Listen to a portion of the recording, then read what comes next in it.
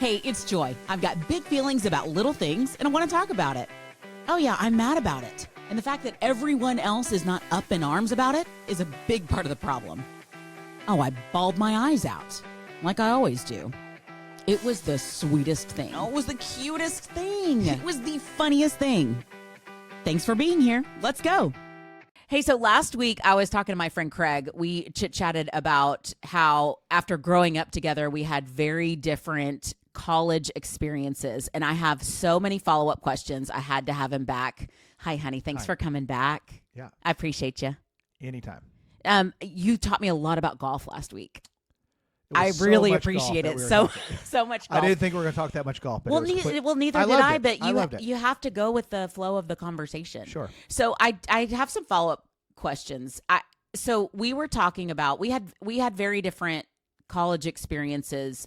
One, just because my family did not have the money saved for me to go to college. Sure. So when the time came, and another thing you brought up, which is so fascinating, is we both grew up in very conservative, evangelical Christian households. Yes, we did. So there was a lot to that in the decisions that we were making. So like myself, I was like, oh, I had a friend that went to North Texas in Denton, and my parents were like, you're not going to that liberal college.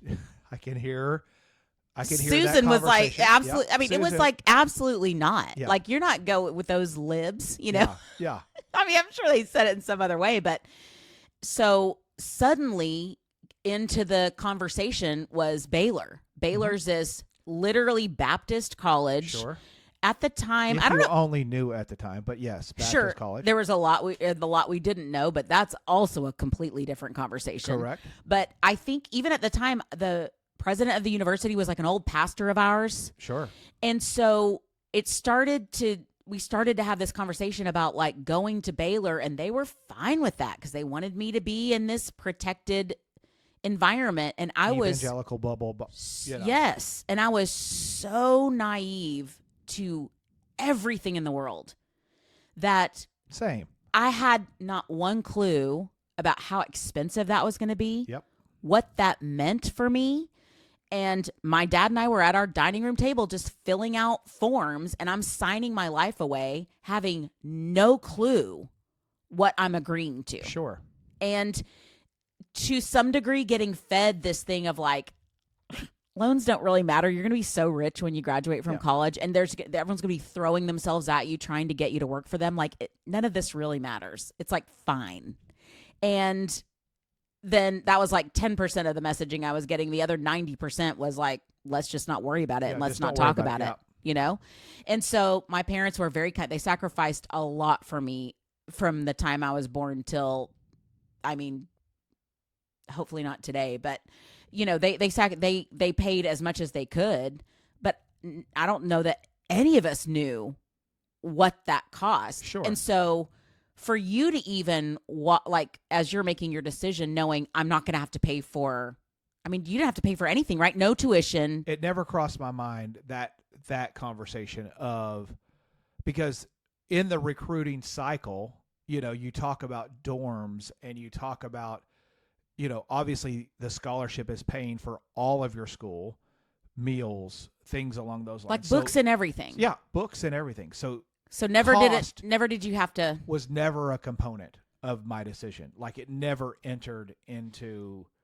my thought process. See, that's so fascinating. That's like such a different experience to me because even if we had not had to pay for any of that, because like the room and board is insane. Yeah. The amount of money you pay for food is insane. At Baylor for sure. Yes. And if we didn't have any of that, my parents could have easily been like, hey, here's some money to whatever, have a car or buy some clothes or do whatever. We were just trying to like make it. Right. So to never have that cross your mind, I mean, and I trust me, I get it because your focus is playing golf or whatever it is you're playing football or playing basketball. Like you have to focus on those things. But how fascinating. Yeah. Just look, I'm very blessed. And at the time, I probably didn't appreciate the struggle that someone like yourself was having to deal with, because it just wasn't my Well, reality. To be fair, like, how could you? Right. You were 18 years old. None of us knew anything, Yeah. and I thought we knew everything. That leads me to, talking about when I left college. And because golf, I loved golf in juniors in college. It was something that I look forward to every single day. Sure, there were frustrations when you didn't play to the level that you were wanting to play at, but I love the game. Yeah. Like, just everything about it. And Loved it. generally, you did well. And Yeah, your yeah. team, was it a good team? Like, Sure, yeah. My Okay. team was very good, and I had a lot of success, not only at the team level, but at the individual level. But there came a time when I was like, okay, next step, professional. And my parents also made incredible sacrifices and, sent me to Florida, to West Palm Beach. I had an apartment on the beach near the country club so I could practice. Okay. And is that like a golf center or something? Like, why West Palm Beach? It's a mecca for golf. Oh, okay. Like, it's a mecca for golf. And there was a specific tour there, like a development tour. Like, professional golf is levels. Oh, for people like Yeah. you, that's like, hey, we're We're getting just ready to getting our get you toe- in. Like, not everybody's Tiger Woods and go straight to playing on TV. Like, there are levels to turning professional. You're still playing for money, but there's levels to it, and that's Almost like AAA in baseball or very something? Okay. Very okay. similar. Very similar. And you knew about that just because you were in the world of golf. in and the okay. world of golf. Yeah. Yeah. I had friends. Because People again, we that didn't you have. would know that were on that tour at the time. Gotcha. Names I would recognize. No, well, people that were in our circle in Irving. Like, oh, went gotcha. to MacArthur High School. People. Oh, that, gotcha. Um, Because but- again, we didn't have TikTok. You couldn't just No. like follow people. You got to. you just figure knew. this out, You yeah. knew that there were options. This was the option that my family and myself chose. But something happened very quickly once I was there. And that was my entire golf career. There was no worry about what I ate, where I lived, my bank account. None of that ever crossed my mind. But the minute that you turn professional, and now your livelihood, what you eat, where you live, your bank account is determined on how you play. That was a major Oh. shift in my golf career. And that pressure I had never had to deal with. Like, Yeah. if I didn't play well in college, I was mad at myself, Mm-hmm. but I still ate Yeah. the same. I still lived. Yeah. You went to home and got in your same Yeah. bed. But now you turn professional and you stack week after week after week after week of poor play. Now you don't have any money coming in. And so Oh, wow. that was Okay, and also I never thought about this before, but like if you play basketball, you get some you get a salary. contract. Yeah. Yeah, you have a Football or whatever. yeah. I never thought about that Yeah. before, honey. Yeah. So Wow. there's not just a sign-up fee, Yeah. you pay $1,000 to play in this tournament, and they're going to guarantee you $1,000 back. No, if you don't play well, you make $0.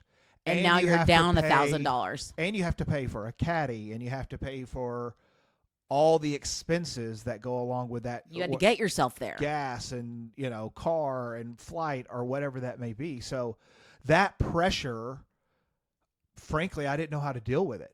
Well, yeah, you had literally no practice. Yeah.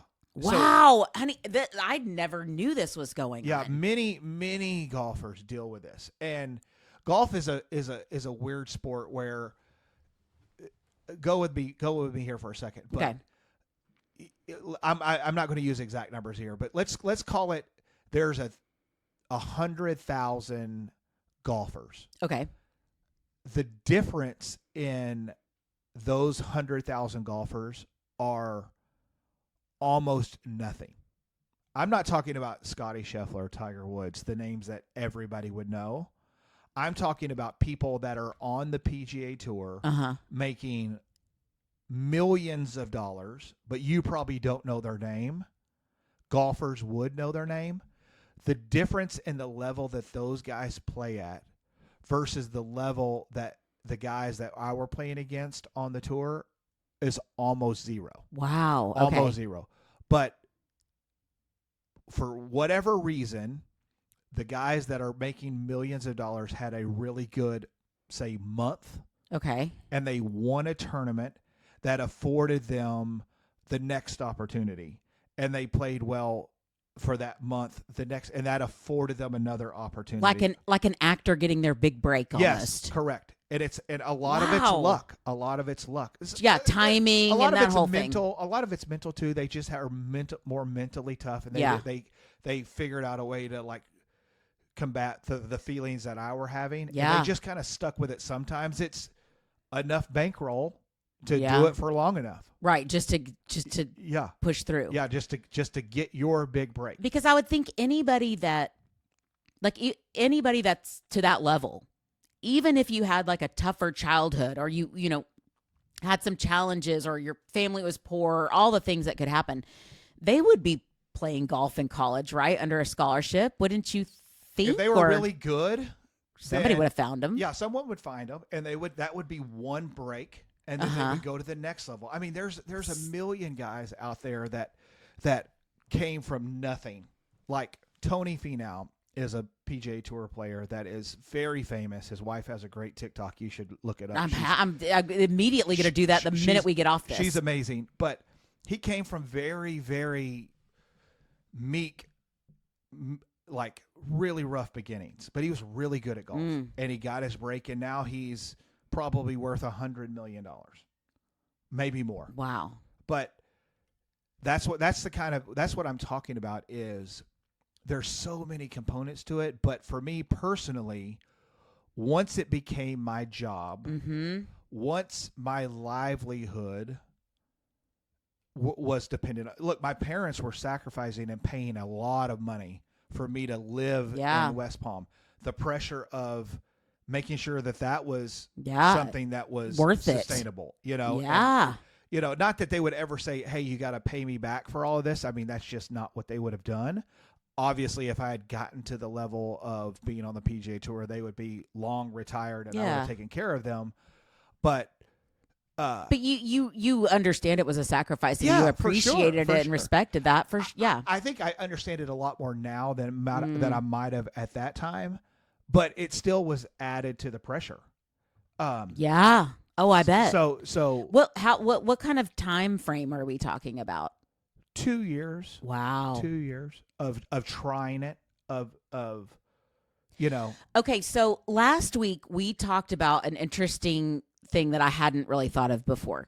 When you went from the safe place of like high school to college, it was a little nerve-wracking, so you brought a buddy along. Yeah. And you like kind of said, hey, come to the school with me and be my roommate. Did you have anybody in Florida, or were you just kind of out there on your own and trying to make friends? And I don't know. I'll say guys that I knew in Irving through golf, and they were there.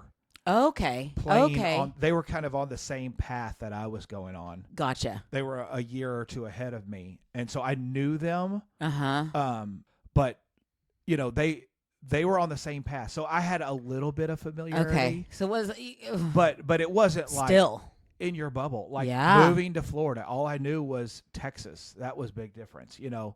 There were just so many things. I mean, this is something that's not talked about. If you're from a small town in Texas, I would consider Irving not small, but in the golf world, it's a small bubble. And when you're at you're the best, then you go into this group where you're competing against all the other best from their small town. That's a whole nother element to it that you're having to adjust to. That you suddenly realize, I wasn't in a very big pond. Yeah, I'm not that great. You know? I came from a pretty small pond, so. Look, these guys are good. Where before you'd walk into a tournament and you're like, well, I'm going to kill this. Yeah, kill all these people. But there it's layered, man. That's a lot it's such going an on. Interesting part of my life to reflect on. And I do often because I loved loved my golf provided so many avenues for me, like people that I met, trips that I got to take, places of the country that I got to visit, all because of golf. So I will always look back on it very fondly, but in the same breath, there was a lot of pain and turmoil that was going on at that time of my life. That it's kind of a yin and yang of, do you love it or do you not love it?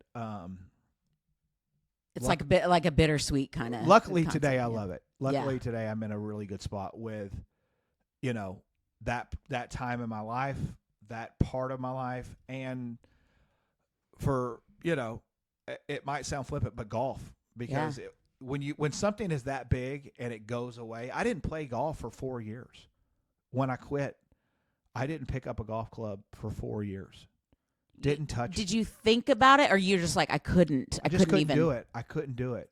Had no desire. You go from literally every day. Yeah. From 9 a.m. to 6 p.m., you're touching a golf club. You're doing something with golf. To cutting it off completely for 4 years, tough. So really even tough. that had to be like such a time of you figuring out, like, who am I? What am I going to fill my day with? What do I even do? That's a bigger conversation too, about us and our upbringing. Like we were so sheltered. We had no idea who we were.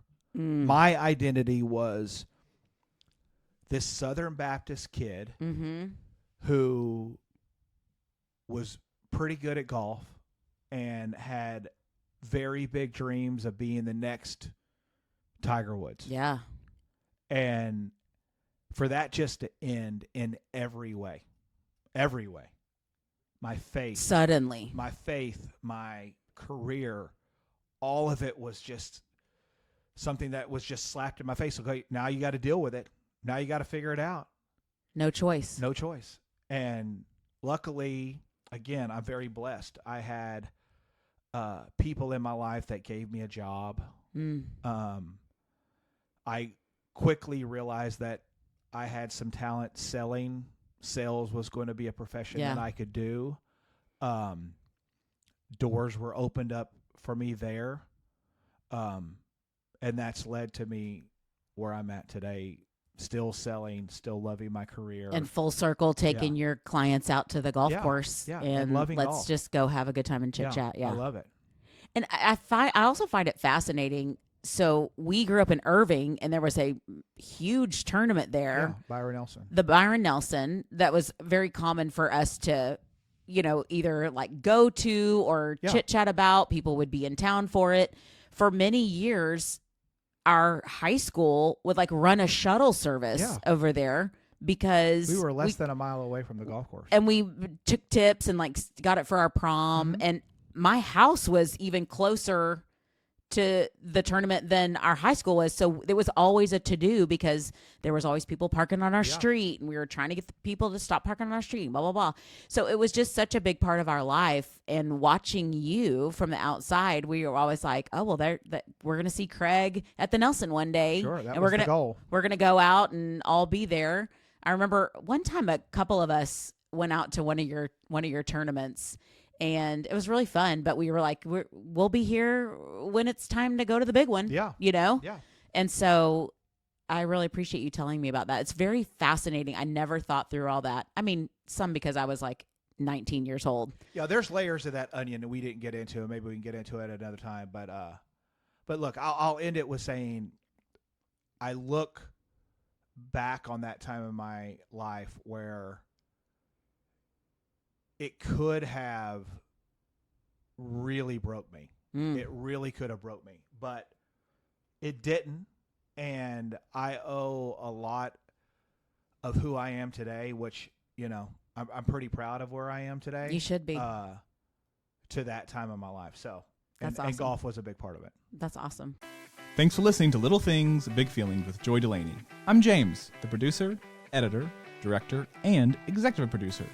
Follow Joy on socials at Joy Delaney Cox on Instagram, Facebook, and TikTok.